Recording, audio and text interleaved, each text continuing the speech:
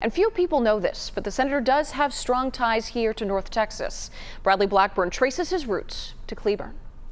I don't begin this mission with any sense of entitlement. For so many of those moments when Senator McCain gave his straight talk, Craig Goldman was close by. Incredible time that I got to spend, especially directly with him one-on-one. Now a Republican representative in the Texas House from Fort Worth, he was once a young staffer for John McCain. Truly, what you saw is what you got. He was, as he was on TV, he was determined, he was dedicated, he was punchy. There is still so much about McCain's life that can surprise us. You may not have known, for instance, that the senator from Arizona had Texas blood.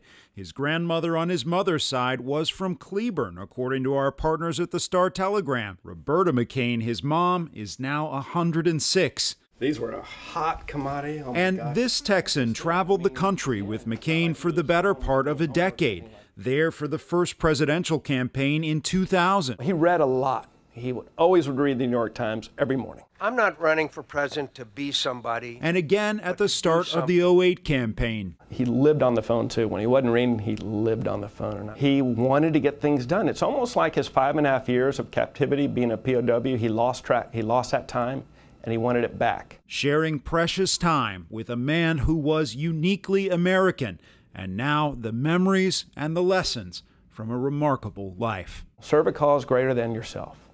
And if there's one takeaway from working for him, from being around him, that was it. Because that's all he did every day. In Fort Worth, Bradley Blackburn, Channel 8 News.